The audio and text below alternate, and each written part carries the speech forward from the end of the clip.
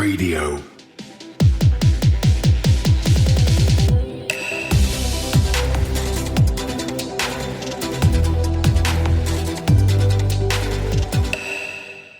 Hello, everyone. Welcome to another episode of Cryptocurrent. Your host here, Richard Carthon. Today, I have a very special one for you, and I know I'm excited for this conversation. So we have someone who has been building amazing games throughout the decades. Just some notable ones I will point out between Donkey Kong, Grand Theft Auto, and several others. We have Tony Harman, who's the CEO of Unioverse, who's building out an amazing Web3 gaming platform that I'm excited to participate in. Tony, how are you doing today? Doing great. Thanks for that. Absolutely, man. Well, excited to have you on the show. Before we dive into everything that's going on at Unioverse, let's first start with some background on you. Can you just tell us a little bit of background on yourself? I've been making games for a lot of years. I was director of development and acquisitions at Nintendo for nearly a decade. I really like to try to focus on new cutting edge ideas, not do follow the pack. So first pre-rendered graphics in games with Donkey Kong Country and Killer Instinct, first polygonal console game with Star Fox, or least successful console game with Star Fox, first user-generated content with Mario Paint. When I left Nintendo, the first project I did is with Dave Jones and the studio DMA Design did Grand Theft Auto. Then went on with Dave Jones to do Crackdown and first co-op game, console, remotely co-op game. And then one of the very first Battle Royale games, APB, which really focused on a lot of user-generated content. So I'm always looking for something to do that's cutting edge, leading edge, the next thing. And I think the Unioverse, what we're going to talk about today, is definitely along those lines. Yeah. And first of all of those are absolutely spectacular games. And, being in the Web 2 space for as long as you have been, what made you want to start looking into Web 3? Like, why are you looking now into building upon blockchain as opposed to just staying, in your lane that you've been doing for, the last few decades? One of the big drivers is I absolutely hate free-to-play games. I think they destroy gameplay. I think you need to have business analytics Stanford grads in there trying to tune your game to get 3% of the people to convert to paying users, and then you have to milk as much money out of those guys out with loot boxes, etc. And I really hate that. And I didn't really want to be involved with that. So I've been really Wyeth Ridgway, a good friend of mine. We've been in Boulder, Colorado. We've been looking at doing user-generated content ideas for a while.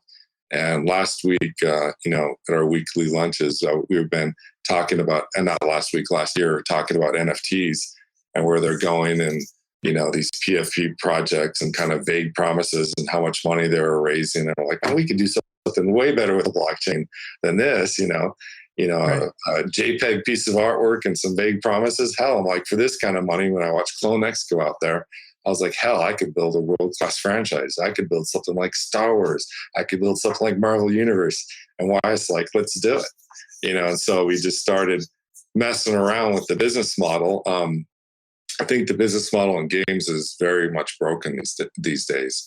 You have platforms like Apple, Google, Steam, and others taking 30% off the top for essentially a transaction when they should be taking 2.5% or 5%.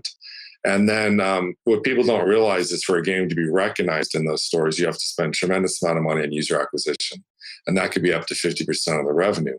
So between losing 30% to the store and 50% for user acquisition, you've now spun out 80% of all the dollars in the industry to either giant corporations, or you spun them out to marketing companies. And not 1 cent of that made a game better.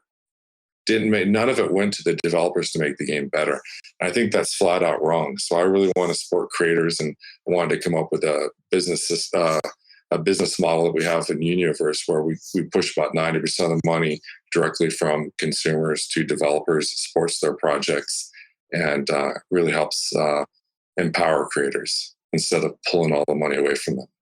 And I think that's a really great way to look at it is how do we keep empowering people? And, as people keep talking about, the transition from Web 1.0, 2.0, 3.0, the way that I like to break it down is Web 1 was just read. You go on our website and you read what's going on. Web 2.0, read, write, Facebook and everywhere else we can go on and participate. But the end user is the product, essentially. And then you go into their world and they make the money off you. Web 3.0 is read, write, earn, and own. You can now own and be a part of that. And you are now being part by helping grow that community. You're helping to drive that ecosystem forward, and you can help to really enjoy the fruits of your labor by growing the platforms that you're just deciding to be a part of. So tell me now, like as you're like looking at Unioverse and you're really trying to empower back your gamers, also your builders, everything else, so you're building out an entire ecosystem, and you have like a pretty good and pretty robust roadmap of different things that are going in it, from different metaverses, building out different games through also NFTs that are dropping. Kind of roll it out to the vision of what is happening there. All right. So the Unioverse is a science fiction based property. Okay, you can't think of it like a game. It's a large franchise. Part of what we were thinking about last year, Wyeth and myself, is the frustrations we have. We've worked with companies like Disney and built out Star Wars properties and things like that. I've done original content my whole career with few exceptions, and Wyeth is really focused on licensed property content. So he's gone through the frustrations. You sign a big license, they give you a logo and story. You can't use the actors. They don't provide any artwork or anything. We were like, what if actually these companies cooperate with you? What if they tried to promote you and tried to help you with your game? So we decided we'd build our own franchise. So we literally have 25 writers right now building out the story, just the story alone, 25 writers, which is amazing. We have people from Star Wars, from Dune, from Bird Box, from Clone Wars, from writing the dialogue to Call of Duty, just a phenomenal group of writers. And they're building out a story that is so rich that allows multiple games to be hosted. So we'll do the first 3 games ourselves, and we'll release an SDK. What's beautiful about what we're doing is when you get an NFT hero, one of our characters, it's the SDK allows that character to be fully interoperable between all of our games. In fact, your hero is the admission ticket to the various games. So if you want to do the flying game or the 3D shooter game or the fantasy RPG version game, you drop in the heroes that you own. So you don't own those characters for a single game. You own them for the entire suite of Unioverse games.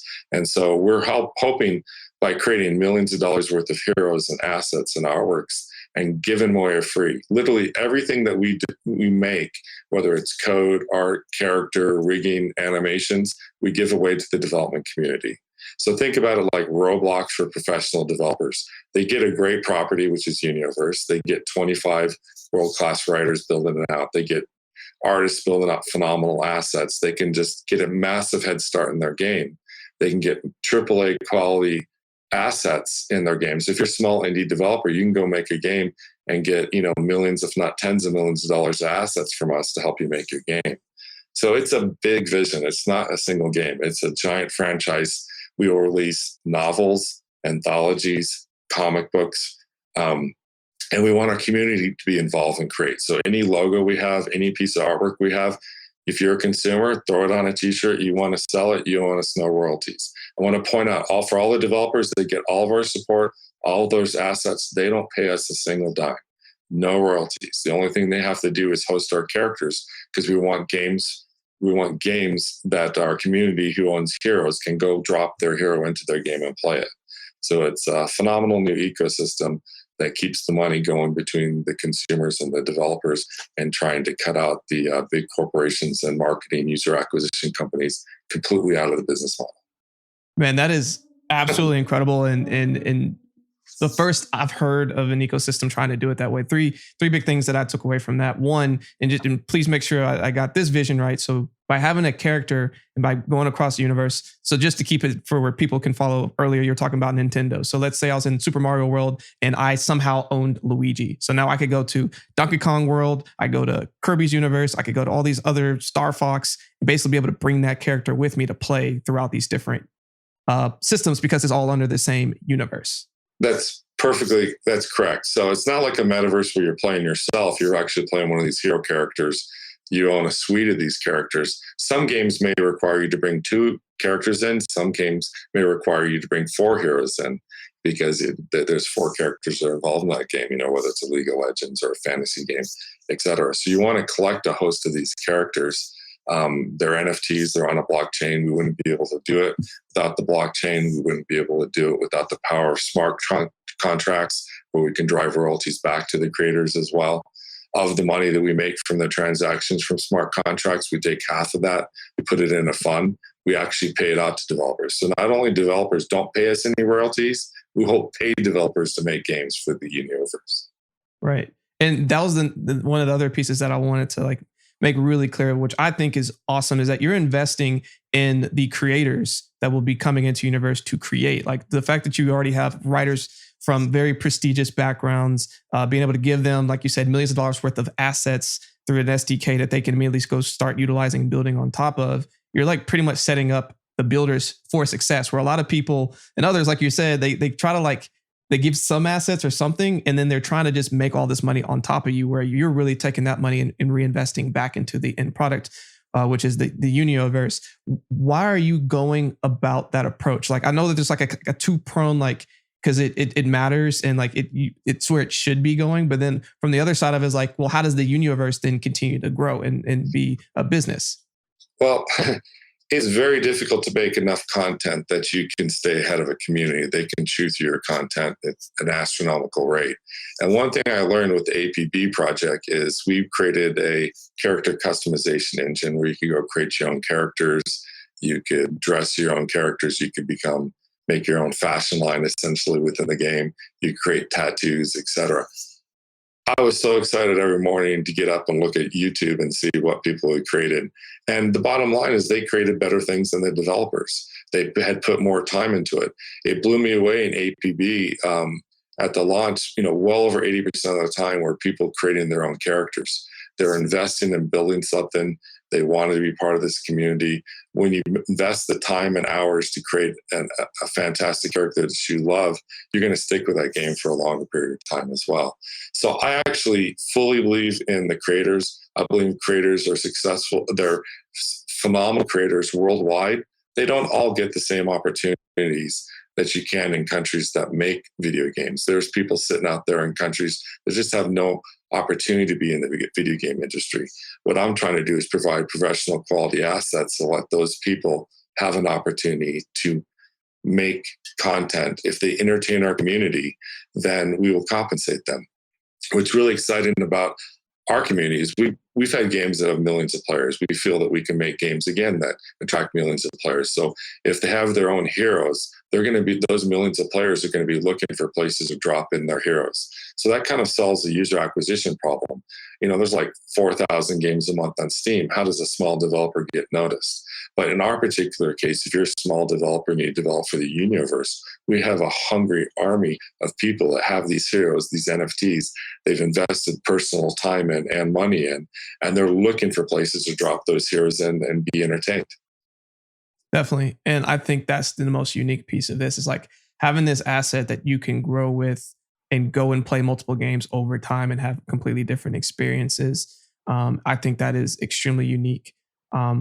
Something that another question that comes to mind now is, as you look at the roadmap of this, is this going to initially drop on computers? Is it going to be on virtual reality? Is it going to be for mobile devices?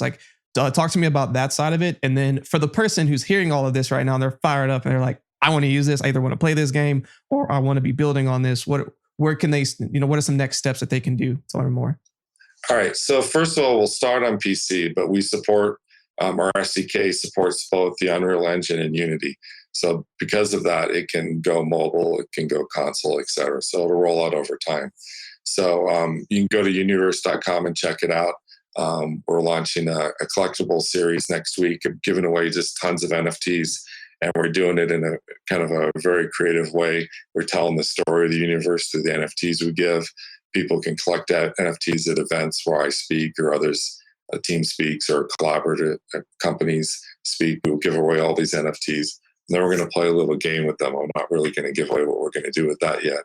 But that's going to, the drive our whitelists and giveaways of our heroes, etc. as well.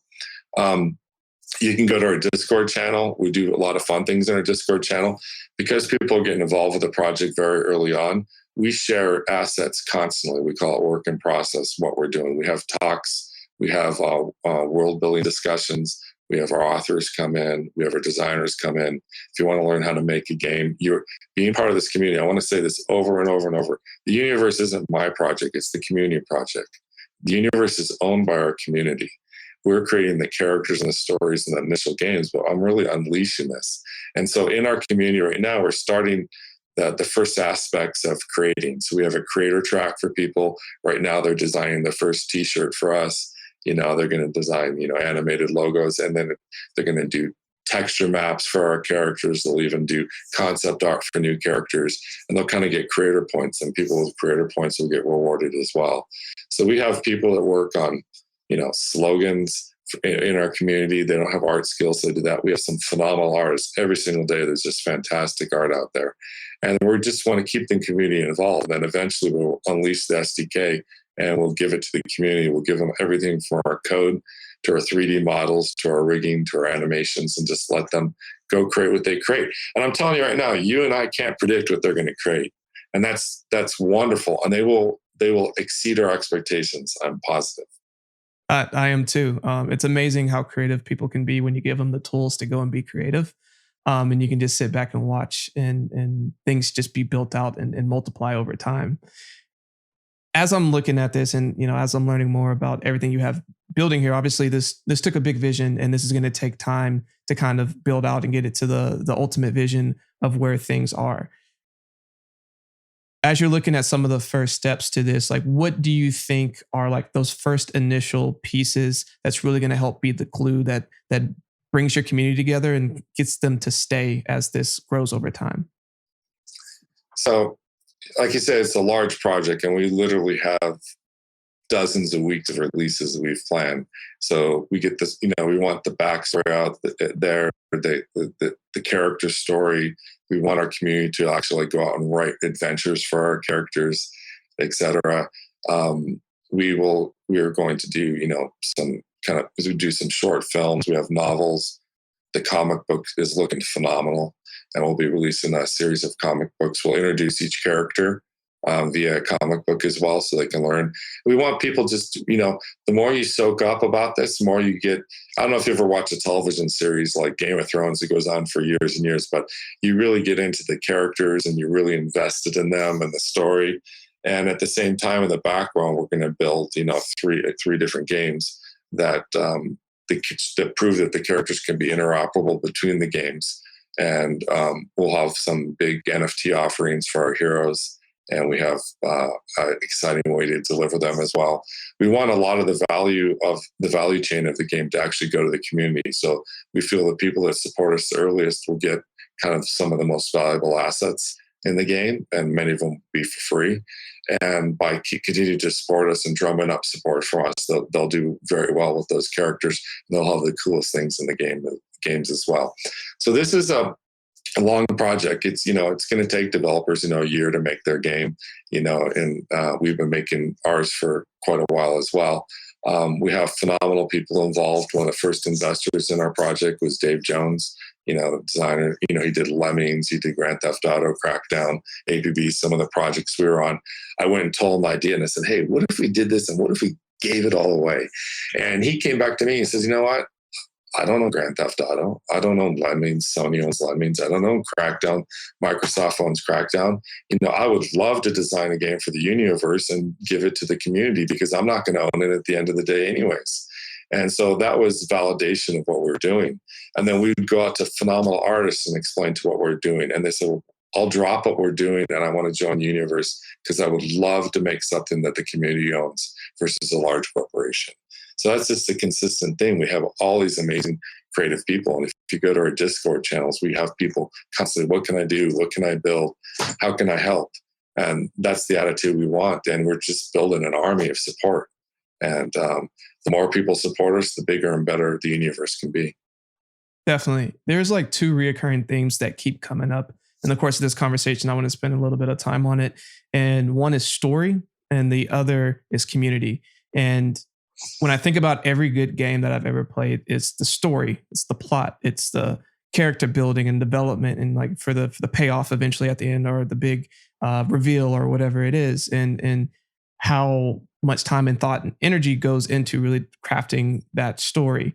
So I want to start there. Like how is it that you, at the beginning of this, and obviously you have a ton of experience with gaming, to really start with your investment in making sure that the first games that you come out have a really good story? Like, is that just through your experience? Like, what is making you want to spend that much time on the story side of things? Yeah, so we have a world building series, and we have videos. If you go to our Twitter, the Unioverse, you can see Brent Friedman discussing how he was so excited to be involved with the project at the beginning and not be pulled in after the fact.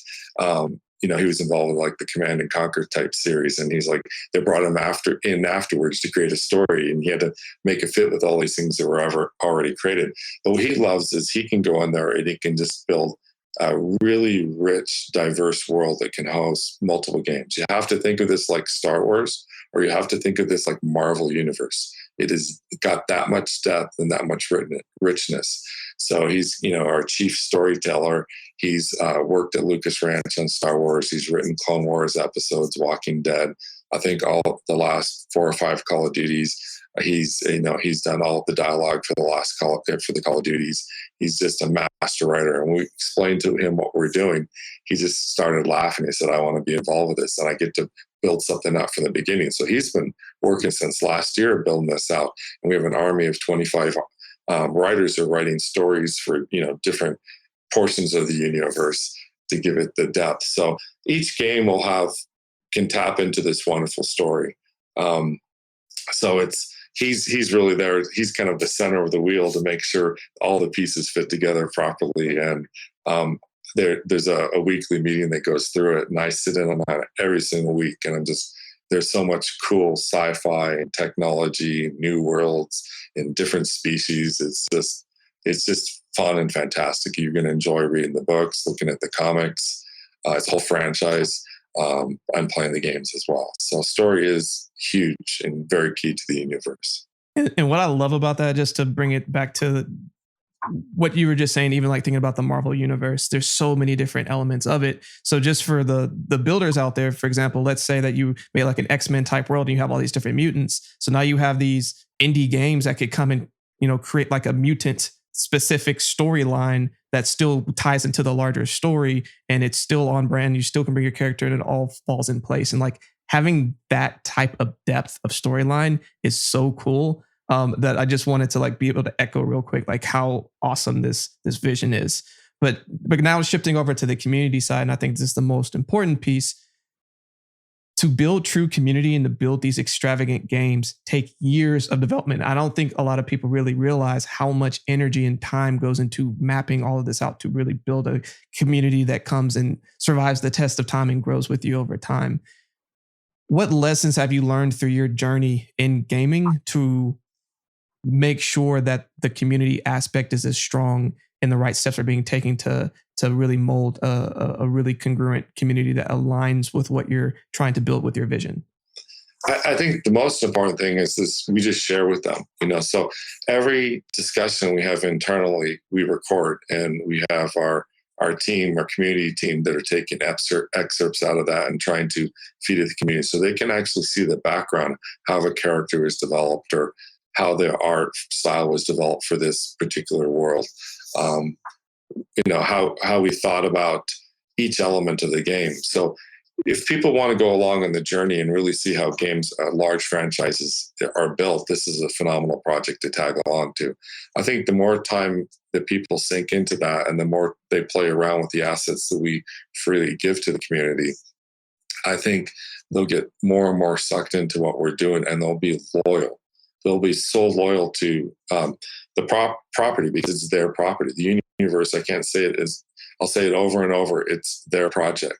It's going to go as far as the support that they give us will allow. And so, just open channels of communication, giving them access to what we're doing, letting them play, even though games take longer to develop.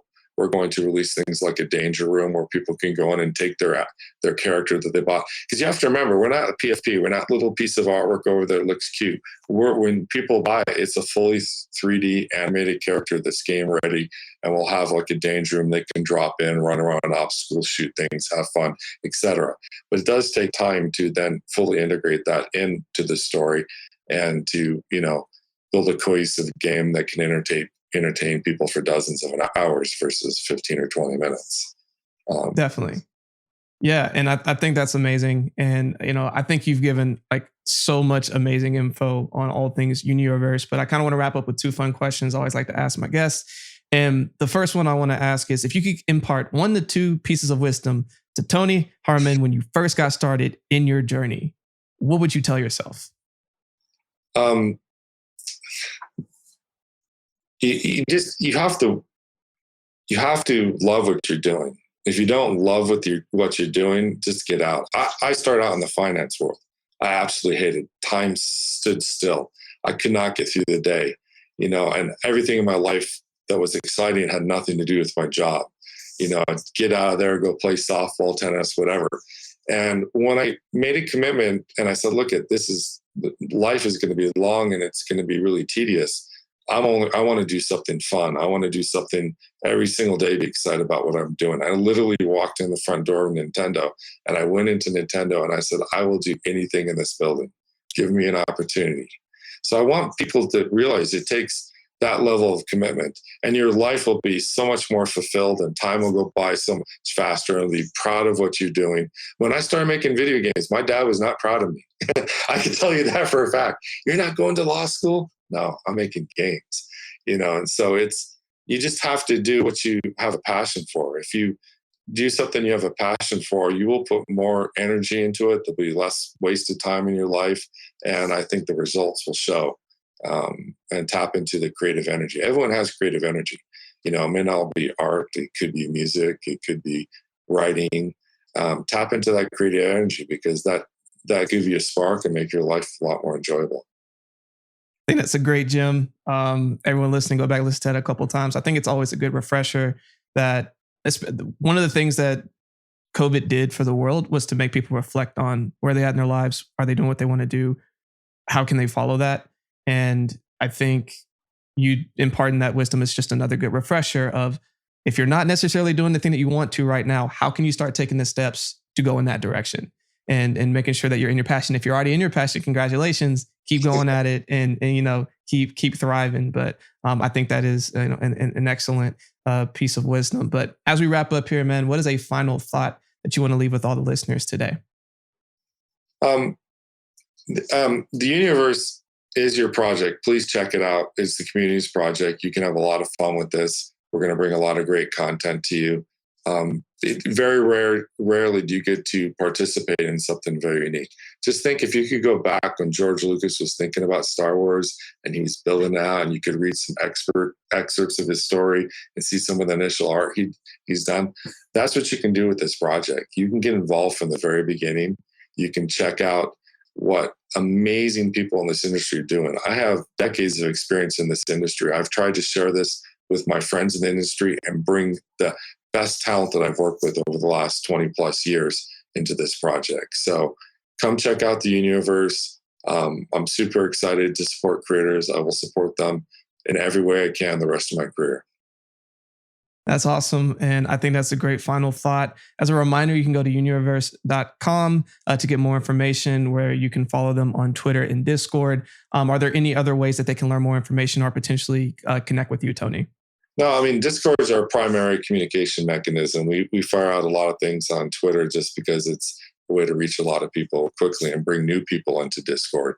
But on our Discord, we have creator channels. We have founders come in. You can actually earn your way up to be a founder in the project. Wow. You can get legendary status in the project.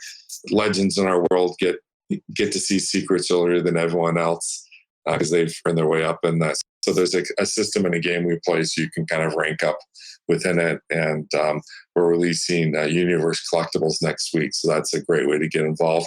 All the collectible NFTs we have, we want to teach people from the gaming world about NFTs. We want to teach them about the Unioverse. Every little piece that we give out tells some of the story, shows some of the phenomenal artwork we're doing, and gives people free things to collect. And then we're going to play a little game with these collectibles down the road that's going to have an exciting outcome to it.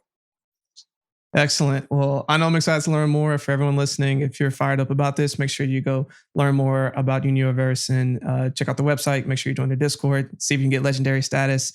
And Tony, want to say thank you again for joining us. And as always, stay cryptocurrent. Thank you for joining us for another episode of Cryptocurrent. Cryptocurrent is a cryptocurrency and blockchain education platform that's bridging the gap between the curious newcomers who are just discovering the space and the thought leaders who are shaping its future.